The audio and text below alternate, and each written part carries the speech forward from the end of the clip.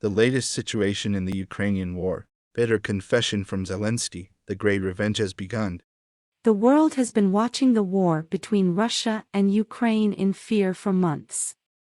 While the war, which cost tens of thousands of lives, continued at full speed, a statement came from the president of Ukraine, Zelensky, like a confession.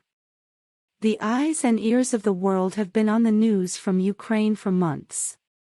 The bloody war, which started with the order given by Russian President Putin in February last year, continues to die.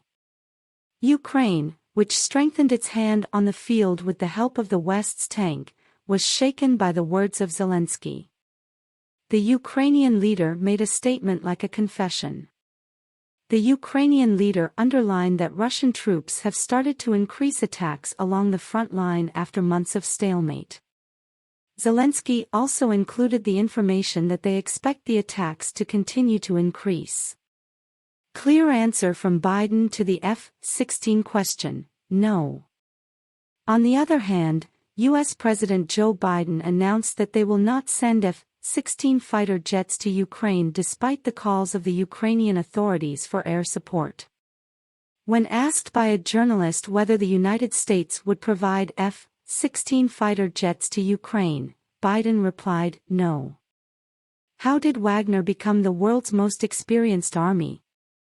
The Wagner Group, the Russian mercenary group, has an important place in Russia's attacks in Ukraine. So how did Wagner become the world's most experienced army?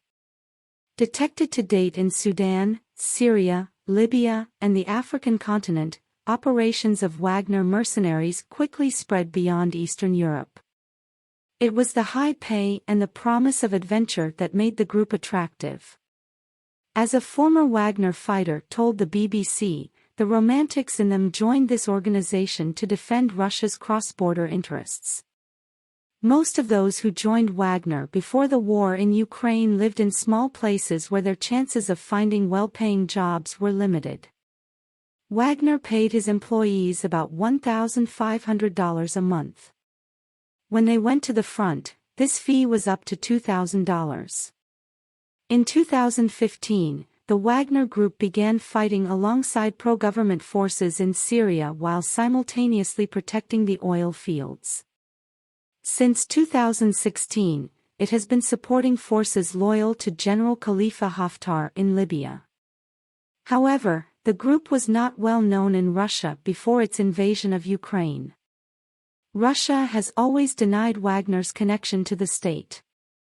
Russian law also does not allow for the forgiveness of sentences in exchange for mercenary service. Businessman Yevgeny Prigozhin sued several journalists who claimed to be linked to Wagner.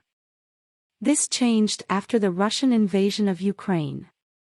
Yevgeny Prigozhin was more open about his connections with the Wagner Group. Last September, he finally admitted that he formed the group in 2014. Official Russian news agencies, which until recently did not mention Wagner, refer to the group several times a day and report on the conscription of prisoners. Russian state channel NTV broadcast a news story about the Wagner Group, which it describes as the most experienced army in the world.